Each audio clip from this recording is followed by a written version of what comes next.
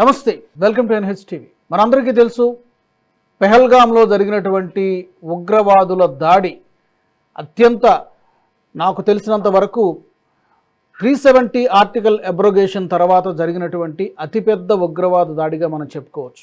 దీంతో ఒక్కసారిగా ఎవరు ఊహించలేదు, ఇది భద్రతా దళాలు కూడా ఇంత పెద్ద ఎత్తున విరుచుకుపడతారని చెప్పి బహుశా వాళ్ళు కూడా ఊహించి ఉండకపోవచ్చు. అది కూడా ఈ పెహల్గాంలో గతంలో ఇప్పుడు ఇంత పెద్ద ఎత్తున ఉగ్రవాద దాడి జరగలేదు. మరి పాకిస్తాన్ని లేదా పాకిస్తాన్కి భారత్కి మధ్య ఇంకా ఎంతకాలం, ఎన్ని సంవత్సరాలు ఈ యొక్క పోరు, ఉగ్రవాదాన్ని లేదా పాకిస్తాన్ని ఎలా హ్యాండిల్ చేయాలి రాబోయే రోజుల్లో, జమ్మూ కాశ్మీర్లో జరిగినట్టు ఇంకా వేరే ఏ రాష్ట్రంలోనైనా జరగకుండా ఎలా నియంత్రించాలి, భారత ప్రభుత్వం ముందున్నటువంటి చేయాల్సినటువంటి పని ఏంటి, యాక్షన్ ప్లాన్ ఎలా ఉండాలి. ఎందుకంటే అక్కడ జరిగినట్టు వేరే ఏ రాష్ట్రంలో జరగకూడదని ఏం రాసిపెట్టి లేదు. సో ఎప్పుడు కూడా మనకు ముప్పు ఉగ్రవాదుల నుంచి పొంచి ఉందని చెప్పాలి. సో భారత ప్రభుత్వం లేదా ఇండియన్ ఆర్మీ యొక్క యాక్షన్ ప్లాన్ ఏ విధంగా ఉండాలి, ఈ అంశాన్ని గురించి మాట్లాడదాం. నాతో జాయిన్ అవుతున్నారు రిటైర్డ్ లెఫ్టినెంట్ జనరల్ రామచంద్ర గారు. రామచంద్ర గారు నమస్తే అండి. నమస్కారం. నిజంగా చాలా సాడ్ న్యూస్ ఇది, మనం ఈ రోజు ఇలా మాట్లాడుకోవడము. గతంలో జరిగినటువంటి అటాక్స్ చాలా జమ్మూ కాశ్మీర్లో మనం ప్రతి వారం 10 రోజులకు ఏదో ఒకటి చూస్తూనే ఉంటాం, చిన్న పెద్ద ఇన్సిడెంట్స్ జరుగుతూనే ఉంటాయి. కానీ ఇంతమంది సివిలియన్స్, సాధారణ ప్రజలు, పౌరులు చనిపోవడం, ఫస్ట్ ఇనిషియల్ రియాక్షన్ ఏంటి సార్? చాలా బాధాకరమైన విషయం అండి. ఏంటంటే మనంతా అప్రమత్తంగా ఉన్నామా లేవా అన్నది కూడా మనం ఆలోచించాల్సిన తరుణం ఇది. ఎందుకంటే ఆర్టికల్ 370 అయిన తర్వాత, దాని తర్వాత ఎలక్షన్స్ అని, ఒమర్ అబ్దుల్లా గారు ఆల్రెడీ చీఫ్ మినిస్టర్ అయ్యారు.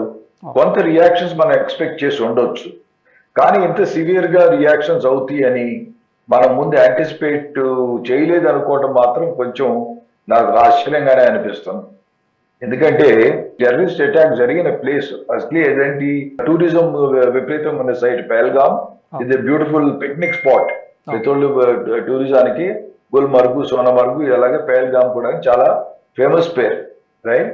సో అదిగాక అక్కడ ఆల్రెడీ టూరిస్ట్ ఎక్కువ మంది ఆల్రెడీ ప్రతిరోజు వస్తున్నారని తెలిసి కూడాను, రైట్, అక్కడ సెక్యూరిటీ అరేంజ్మెంట్స్ విఫలమైనటువంటి స్టేట్ పోలీస్ మీద ఖచ్చితంగా ఎవరి మీద వెయిట్ పడుతుంది, right? Some heads will roll because people have neglected, carelessness, right?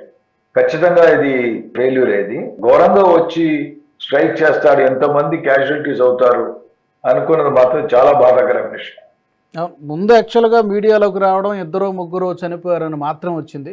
తర్వాత చూస్తే కాసేపటికే ఇంత పెద్ద ఎత్తున 26 మంది చనిపోయారు. అది కూడా ఆశ్చర్యంగా మతం అడిగి మరి చంపడం అనేది నిజంగా చాలా చాలా బాధ కలిగించింది. ఇప్పుడు నువ్వు హిందువా, ఐడి కార్డ్స్ చూసి, లేదా వాళ్ళు మగవారికి అయితే వాళ్ళు ట్రౌజర్స్ తీసి ఎంత అమానవీయంగా దాడి చేశారంటే, చాలామంది మనం అప్పుడప్పుడు మాట్లాడుతుంటారు, మనలో కొంతమంది రాజకీయ నాయకులు టెర్రర్ హ్యాజ్ నో రిలీజన్ అంటారు. కానీ బట్ ఇది ఇలాంటి ఇన్సిడెంట్ చూసిన తర్వాత అది కేవలం స్టేట్మెంట్లకే పరిమితం ఏమో అనిపిస్తుంది. మీరేమంటారు? క్లియర్ కట్ కాదు. మనం హిందూ మతం వాళ్ళని చూసి యాంటీ ముస్లిం, ఎవరు ముస్లిమ్స్ కాని వాళ్ళని సెలెక్ట్ చేసి చంపటం మాత్రం అందులో మనకి డౌట్ ఏమీ లేదు. మొదట్లో అంత బహిరంగంగా చెప్పలేదేమో కానీ వాళ్ళ టార్గెట్స్ ఎప్పుడూ జనరలీ జేఎండ్కే రెసిడెంట్స్ కాదో, ఎవరైతే ముస్లిమ్స్ కాదో ఎలాంటి టార్గెట్స్, లేదా ఎవరైతే సైన్యంలో ఉన్నారో సెక్యూరిటీ ఫోర్సెస్, ఇలాంటి టార్గెట్స్ ఖచ్చితంగా వాళ్ళు ముందు నుంచి చేస్తున్నదే. అందులో ఆశ్చర్యపడాల్సింది ఏమీ లేదు. We should expected this, that ఇలా జరుగుద్దని. ఇలా ఖచ్చితంగా సెపరేట్ చేసి మరీ చంపుతాడని మాత్రం ఖచ్చితంగా మనం ఎక్స్పెక్ట్ చేసి ఉండాల్సి. చూడండి, మనం పాకిస్తాన్ రియాక్షన్ మనం ఊహించిందే.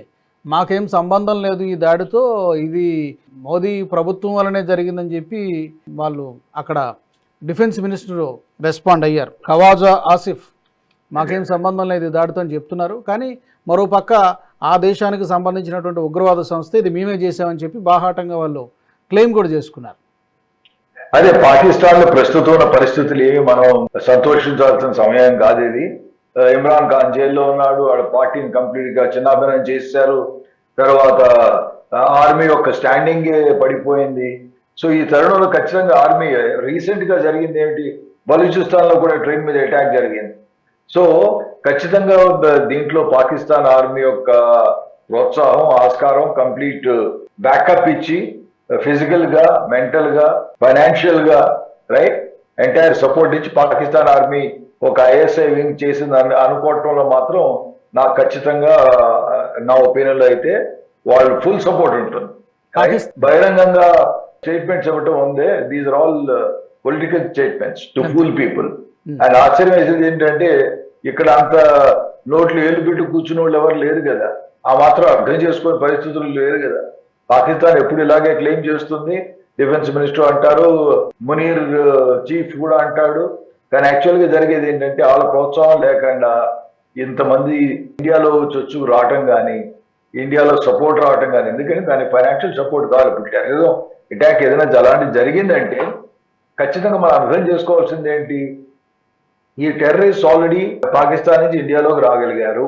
ఒకటి, స్లీపింగ్ సెల్స్ గా ఎక్కడో క్వైట్ గా ఉండిపోయారు లాస్ట్ ఫ్యూ మంత్స్, ఎక్కడ ఏం చడి చప్పుడు కాకుండా ఉన్నారు, ఇంటెలిజెన్స్ గ్యాదర్ చేసుకున్నారు.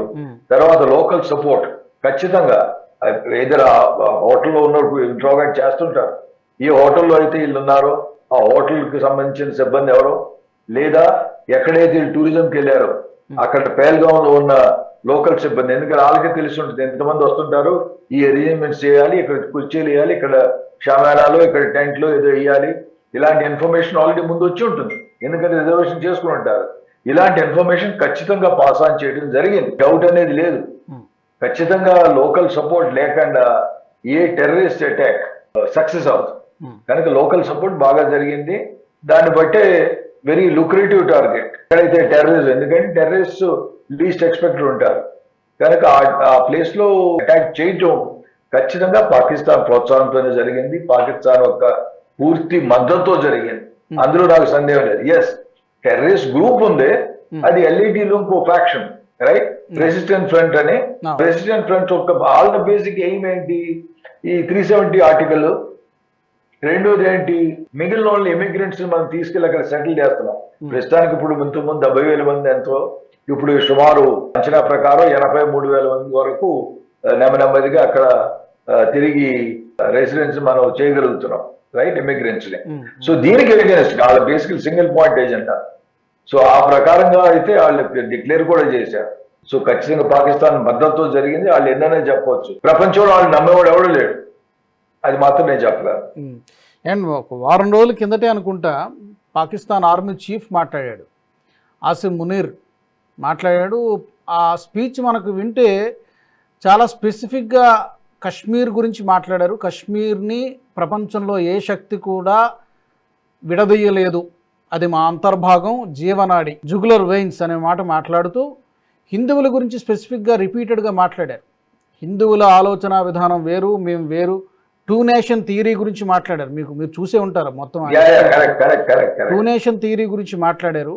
మేము ఎప్పటికీ ఒకటిగా ఉండలేం, వేరు, హిందువుల ఆలోచన, యాస్పిరేషన్స్, ఉద్దేశాలు వేరు, మేము వేరు అని చెప్పి పర్టికులర్గా ఆ పదాన్ని అండర్లైన్ చేసి మాట్లాడారు. సో ఇవన్నీ తెలుగులో ఒక సామెత ఉందండి, మనిషి ఎవరైతే మునిగిపోతున్నప్పుడు ఏ గడ్డి పరకు దొరికినా దాన్ని పట్టుకుంటాడు. సో ఆసిఫ్ మునీర్ స్టేట్మెంట్ అలాంటిది. ఎందుకంటే ప్రస్తుతం పాకిస్తాన్ యొక్క ఆర్మ్ ఫోర్సెస్ పేరు చాలా ఇమేజీ విపరీతంగా టార్నిష్ అయింది.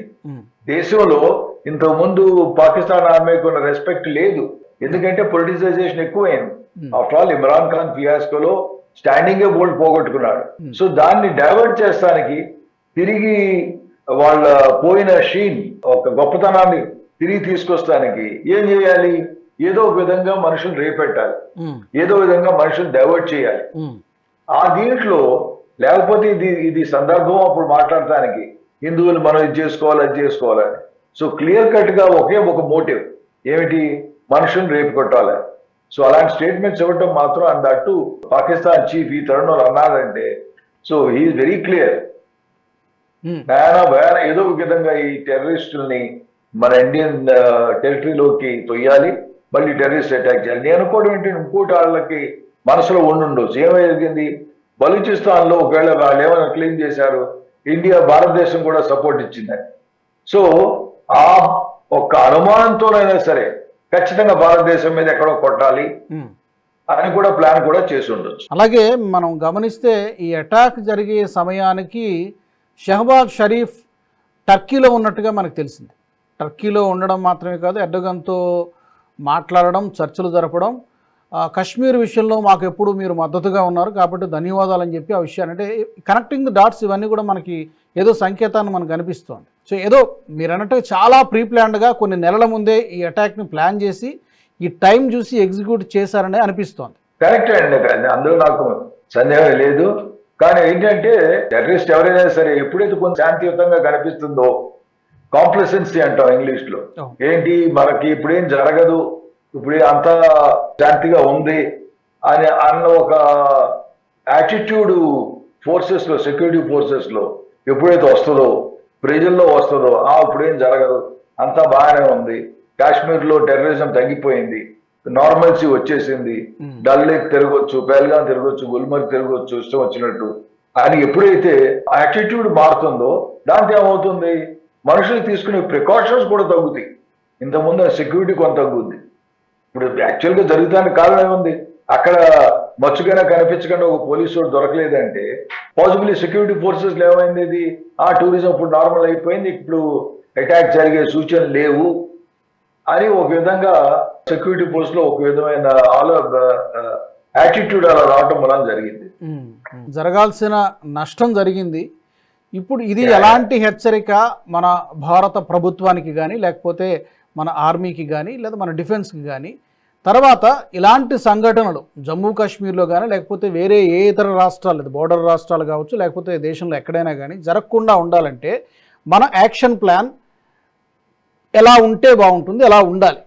సో బేసికలీ ఇప్పుడు ఏంటంటే ఆల్రెడీ మీరు అన్నట్టుగా డాట్స్ మన ఇంటెలిజెన్స్ కూడాను వచ్చిన ఇన్పుట్స్ ఇవన్నీ లింకప్ చేసుకుని, రైట్, అందుకే ఇప్పుడు కంట్రీ వైడ్ కొన్ని అలర్ట్ ఇచ్చారు. కొన్ని పెద్ద మెట్రోపాలిటన్ సిటీస్ అవనివ్వండి, ఏరియాస్ అవనివ్వండి, ఒకవేళ ఇక్కడ ఏమైనా అటాక్లు జరుగుతాయి అన్నట్టుగా ఆల్రెడీ వార్నింగ్ ఇవ్వడం జరిగింది. కనుక ఖచ్చితంగా కొన్ని ఇన్పుట్స్ వచ్చి ఉండొచ్చు. ఏమని, రెసిస్టెన్స్ ఫ్రంట్ ఉన్న వాళ్ళు అక్కడ ఒక 6-7 అయినా సరే ఇంకా 2-3 చోట్ల ఎక్కడ ఆల్రెడీ చొరబడి ఉండొచ్చు, ఆల్రెడీ అక్కడ చేరారేమో అన్న సందేహంతో ఇవ్వడం జరిగింది. యాక్చువల్గా నాకు గుర్తుంది రామచంద్ర గారు, 10 రోజుల కిందట మన NH టీవీలోనే మనం ఒక డిస్కషన్ చేసాం. ఆ రోజున ఇంటెలిజెన్స్ హెచ్చరికలు జారీ చేసింది. అన్ని నేషనల్ ఛానల్స్ కూడా బ్రేకింగ్ న్యూస్ నడిచింది. ఇంటెలిజెన్స్ హెచ్చరికలు, దేశంలో ఉగ్రవాద దాడులు జరగవచ్చు, నదీ మార్గాల్లో కానీ లేకపోతే రైల్వేల్లో కానీ వాళ్ళు వచ్చేటువంటి అవకాశం ఉంది, ముంబై తరహా ఎలా అయితే జరిగిందో అలా జరగవచ్చు అని చెప్పి ఇంటెలిజెన్స్ హెచ్చరికలు 10 days బ్యాక్ జరిగింది. కాకపోతే పలానా పర్టికులర్ ప్రాంతంలో అని చెప్పాల, అది దేశంలో ఎక్కడైనా జరగవచ్చు అని చెప్పి ఇంటెలిజెన్స్ హెచ్చరికలు వచ్చాయి. అది అప్పుడు మేము డిస్కషన్ కూడా చేసాం, మీకు కూడా గుర్తుండే ఉంటుంది. కానీ ఇప్పుడు ఏంటంటే ఒకసారి ఇన్పుట్ వచ్చాక ఆఫ్టర్ ఆల్ టెర్రరిస్ట్ కూడాను ఎప్పుడైతే, ఎందుకంటే లోకల్ సపోర్ట్ ఉన్నంత కాలం వరకు ఈ టెర్రరిజం రూపుమాపటం కష్టం అవుతుంది. ఎందుకంటే మనం నేషనల్ టీవీస్ మీద, నేషనల్ ఛానల్స్ మీద చెప్పే వార్నింగ్ ఇచ్చాం. ఏమని ఇచ్చాం, ఎక్కడ టెర్రరిస్ట్ అటాక్ ఆల్ రైట్, అందరూ ఇప్పుడు అలర్ట్ గా ఉంటారు కనుక ఇప్పుడు మనం స్ట్రైక్ చేయకూడదు, ఒక గ్యాప్ ఇద్దాం, 10 days 15 days, ఒక నెల గ్యాప్ ఇద్దాం, ఎప్పుడైతే వాళ్ళు అప్రమత్తంగా ఉన్నారని కొంచెం తేలుతుందో అప్పుడు స్ట్రైక్ చేద్దాం అనే టాక్టిక్స్ కూడాను. ఎందుకంటే through 24/7 12 months in a year మనిషి సెక్యూరిటీ ఫోర్సెస్ ఏంటంటే అంత హై అలర్ట్ లో ఉండలేరు. మనకు కూడా కొన్ని పీరియడ్స్ ఉంటాయి, ఓకే ఈ టైంలో స్ట్రైక్ చేస్తారు, వెదర్ బాగుంది, చుట్టుపక్కల సరౌండింగ్స్ ఉన్న లోకల్ పాపులేషన్ సిచ్యుయేషన్ కండ్యూసివ్ గా ఉంది, రైట్, కనుక కొన్ని హై అలర్ట్స్ ఉంటాయి, కొన్ని లో అలర్ట్స్ ఉంటాయి, రెడ్ అలర్ట్ ఉంటుంది. అలాగా మనిషి విపరీతం డిఫరెంట్ టైమ్స్ లో డిఫరెంట్ అలర్ట్స్ ఇస్తారు. కనుక టెర్రరిస్ట్ కూడా టీవీ చూసుంటాడు, ఆల్రెడీ వార్నింగ్ ఇస్తున్నారు, ఇప్పుడు మనం స్ట్రైక్ చేసి అందరు అలర్ట్ మీద ఉంటారు, ఎక్స్ట్రా ఫోర్సెస్ ఎక్కడన్నా డిప్లాయ్ చేసి ఉండొచ్చు అనేసి అప్పుడు అటాక్ చేయడు. ఎప్పుడైతే మళ్ళీ కొన్నాళ్ళు పోయిన తర్వాత కొంచెం రిలాక్స్ అవుతున్నామో అప్పుడు స్ట్రైక్ చేస్తారు. కనుక ఇందులో మనం ఆశ్చర్యపడాల్సింది లేదు. టెర్రరిస్ట్ టాక్టిక్స్ అది క్యాట్ అండ్ మౌస్ అంటామే, రైట్, మనం ఒకటి చేస్తే తన ఒకటి చేస్తానని ప్రయత్నిస్తారు. కనుక టెర్రరిస్ట్ అటాక్ పూర్తిగా రూపుమాపటం అనేది ఇంపాసిబుల్ ఫస్ట్లీ. కాకపోతే ఏంటి, ఇంటెలిజెన్స్ గ్యాదరింగ్, ఇంటెలిజెన్స్ షేరింగ్, దాని తర్వాత తీసుకోవాల్సిన జాగ్రత్తలు తీసుకుంటే ఏంటి, మనం జరగబోయే ఒక డ్యామేజ్, క్యాజువల్టీస్ మినిమైజ్ చేసుకోగలం. టైంలో ఒక్కోసారి మన ఇంటెలిజెన్స్ షేరింగ్ కరెక్ట్ గా ఉంటే టెర్రరిస్ట్ ఎక్కడ ఆపరేట్ చేస్తున్నప్పుడు, ఎక్కడ అడవుల్లో ఉన్నప్పుడే తెలిసిపోతుంది మనకి. వెళ్తాం, పట్టుకుంటాం, కోమింగ్ ఆపరేషన్. ఆఫ్టర్ ఆల్ మనం 24 వరకు చూస్తే మిలిటెంట్స్ ఫిగర్ సుమారు 5,000 చిల్లర మిలిటెంట్స్ మనం చంపగలిగాం at various places. So intelligence sharing జరిగినప్పుడు కానీ ఖచ్చితంగా ఎక్కడో ఒకడో కొడటానికి ప్రయత్నిస్తాడు. సో ఒక్కొక్కసారి 90% ఆర్ 95% ఆఫ్ టైమ్స్ మనం సక్సెస్ఫుల్ అవుతాం, వాళ్ళని ముందే కనిపెట్టగలుగుతాం. ముందే కనిపెట్టగలిగితే బెస్ట్. రెండోది ఏంటి, సెకండ్ బెస్ట్, వాళ్ళ దగ్గరలో ఉన్నప్పుడు ఫైరింగ్ మొదలు పెట్టినప్పుడు వెంటనే రియాక్ట్ అయ్యి క్యాజువల్టీస్ మినిమైజ్ చేయగలం. సెకండ్ స్టేజ్ అనుకోండి. థర్డ్ స్టేజ్ ఏంటి, వాడు కొట్టి ఎక్కడో పారిపోయాడంటే ఫాలో అప్ అయ్యి వెంటాడి అడవుల్లో వెతికి కోమింగ్ ఆపరేషన్స్ చేసి వాళ్ళని పట్టుకుని చంపడం. So basically this is the cycle of terrorist. ఎలా యాక్ట్ చేస్తారు, మనం ఎలా రియాక్ట్ అవుతాం, మన కంట్రీలో బయట ఎలా రియాక్ట్ అవుతుందో తర్వాత పట్టాలచ్చు. నేను విన్నది ఏంటంటే, నేను మీలాంటి ఎక్స్పర్ట్స్ చెప్పినటువంటిది, చాలామంది సీనియర్ జర్నలిస్టులు చెప్పింది, జనరల్గా ఇలాంటి సంఘటనలు జరిగినప్పుడు ఒక ఎమోషనల్గా చెప్తారు, వెంటనే దెబ్బకు దెబ్బ కొట్టాలని. కానీ బట్ మెచ్యూర్డ్ పీపుల్ కానీ మెచ్యూర్డ్ లీడర్స్ కానీ ఎప్పుడు అలా వెంటనే, ఎందుకంటే వెంటనే ఎలాగో పాకిస్తాన్ అలర్ట్గానే ఉంటుంది కాబట్టి వెంటనే ఏమీ చేయకపోవచ్చు. టైం చూసి అది ఎప్పుడు చేస్తారో తెలియదు. మేబీ 1 వీక్ తర్వాత ఉంటుందా, 2 వీక్స్ తర్వాత ఉంటుందా, 10 రోజుల తర్వాత ఉంటుందో కానీ బట్ డెఫినెట్గా రివెంజ్ ఉంటుంది. బట్ ప్రజలందరూ అనుకున్నట్టుగా వెంటనే 2-3 రోజుల్లో ఏదో చేసేస్తారనుకుంటే పొరపాటని నేను విన్నాను. మీరేమంటారు? ఇప్పుడు ఇజ్రాయెల్ హమాస్ కూడా చూడండి, పీస్ అకౌంట్ అన్నారు, మాట్లాడుకుంటున్నారు, అగ్రిమెంట్ చేస్తున్నారు, సీజ్ ఫైర్ అంటున్నారు, కానీ సైడ్ బై సైడ్ కొడుతున్నారు, ఫైరింగ్ జరుగుతున్నాయి, ఎక్కువ వార్ జరుగుతుంది అక్కడ. కనుక అలాగే మనం కూడాను మంచి తరుణం, ఆ తరుణం ఎప్పుడు రావాలి, ఒకవేళ మనం పాకిస్తాన్ తో ఓకే ఒక రూజ్ అవ్వచ్చు. ఏమన్నా జస్ట్ ఎగ్జాంపుల్ చెప్తున్నాను, ఏమని పాకిస్తాన్ తో సత్సంబాలు పెంచుకుందాం, మనం మాట్లాడుకుందాం మీటింగ్ అవుతున్న టైంలోనే వెళ్ళి కొట్టవచ్చు. కనుక ఇవన్నీ ఏంటంటే సర్ప్రైజ్ ఎలిమెంట్ ఖచ్చితంగా ఉండాలి అటాక్ లో. ఎక్కడ కొట్టాలి, ఎప్పుడు కొట్టాలి, రైట్, కొడితే వాళ్ళకి డ్యామేజ్ ఎంత అవుతుంది, ఎంత డ్యామేజ్ చేద్దాం. ఇప్పుడు after all CCS cabinet committee on security meet అయింది. ప్రైమ్ మినిస్టర్ గారు, అజిత్ డోవల్ గారు, foreign minister, chief of defence staff CDS వీళ్ళందరూ కలిశారు. ఇప్పుడు ఆలోచించేది ఏముంది, ఫస్ట్లీ బేసికలీ ఎందుకు జరిగింది ఇది, మన దీంట్లో ఏమైనా ఫెయిల్యూర్స్ అయినాయా అని అనలైజ్ చేస్తారు. ఫెయిల్యూర్స్ అయితే ఖచ్చితంగా కొన్ని heads will roll. State police లో ఎవరైతే ఏమైనా పాస్ ఆన్ చేశారో ఫస్ట్లీ ఎందుకు గార్డ్ చేయలేదు అనేది ఖచ్చితంగా ఈ విషయంలో చాలా తీవ్రమైన తర్జన భర్జన జరుగుద్ది. ఒమర్ అబ్దుల్లా పార్టీ అక్కడున్న చీఫ్ మినిస్టర్ సరైన జాగ్రత్తలు తీసుకోలేదా అన్న ఆస్పెక్ట్ కూడా అనలైజ్ చేస్తారు, ఎందుకు ఇలా పొరపాటు జరిగింది. దాని తర్వాత ఓకే దీనికి మనం రియాక్ట్ ఎలా అవ్వాలనేది ఆలోచిస్తారు. 2 విషయాలు సార్ చివరిగా. ఇప్పుడు అక్కడ స్టేట్ గవర్నమెంట్కి ఎంతవరకు ఇందులో రెస్పాన్సిబిలిటీ ఉంటుంది?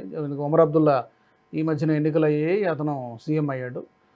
తర్వాత సర్జికల్ స్ట్రైక్ లాంటి యాక్షన్ ఏమైనా మనం చూడొచ్చా ఈ 2 విషయాలు? సో ఫస్ట్లీ ఏంటంటే ఈ ఒమర్ అబ్దుల్లా వచ్చిన తర్వాత జనరల్లీ ఏంటంటే ఆఫ్టర్ ఆల్ చాలా సంవత్సరాల తర్వాత తిరిగి ఎలక్షన్స్ గెలవడం జరిగింది, మళ్ళీ వాళ్ళు జైల్లో రావడం. కనుక వచ్చిన వెంటనే ఏంటి, కొంత సెంటర్ నుంచి మనం కౌడౌన్ అవ్వకూడదు, మన ఒక ఇండిపెండెంట్ థాట్స్ మనకు ఉండాలి అన్న స్టేట్ గవర్నమెంట్ థాట్స్ ఖచ్చితంగా ఉంటాయి, రైట్. కనుక ఏంటంటే తన కీర్తి వాళ్ళు చాటు చెప్పుకోవాలి, మనం గెలిచాం కాబట్టి న్యాయం చేకూర్చాలన్నట్టుగా కొన్ని వెల్ఫేర్ మెజర్స్ చేస్తాం, సహజమే. ఈ రీతిలో చదువుతున్నప్పుడు ఏం చేస్తారు, మాకు సెంటర్తో మాకు పెద్ద సపోర్ట్ అక్కర్లేదు, కొంత అరగెన్స్ కూడా ఒక విధంగా వస్తుంది స్టేట్ గవర్నమెంట్స్ లో. ఆల్ రైట్ వీఆర్ కేపబుల్, మేము హ్యాండిల్ చేయగలం అనేసి ఆ యాటిట్యూడ్ ఒకవేళ వచ్చిందా అన్న సందేహం కూడా కలుగుతుంది.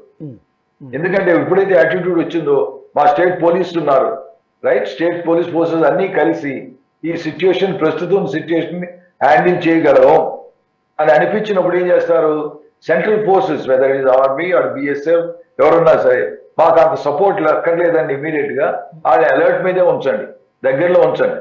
ఎందుకంటే ఆఫ్టర్ ఆల్ వాళ్ళు ఉన్నా సరే స్టేట్ గవర్నమెంట్ కి ఏంటంటే వాళ్ళ పేరు ప్రఖ్యాతులు, స్టేట్ గవర్నమెంట్ పేరు ప్రఖ్యాతులు తగ్గుతాయి అన్న రీతిలో కూడా ఒమర్ అబ్దుల్లా అనే పార్టీ ఆలోచిస్తారు.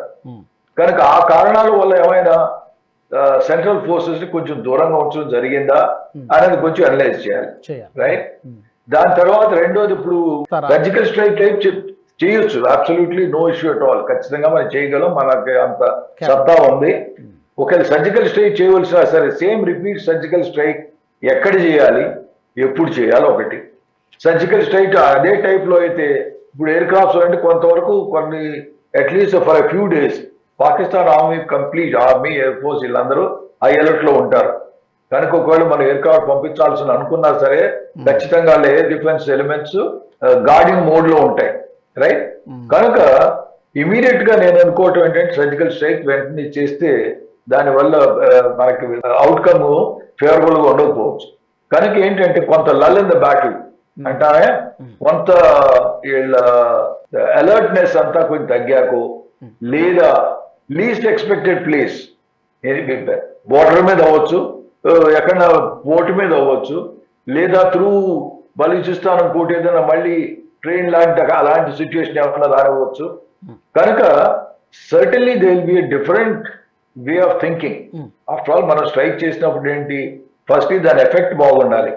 దాని ఎఫెక్ట్ ఎలా ఉండాలంటే ఖచ్చితంగా ఆయనకి తెలవాలి, ఓ బాబు ఇటు కొట్టాడు రా అనేసి, ఇన్ని నామి తిరిగి వచ్చి కొట్టింది అనేసి.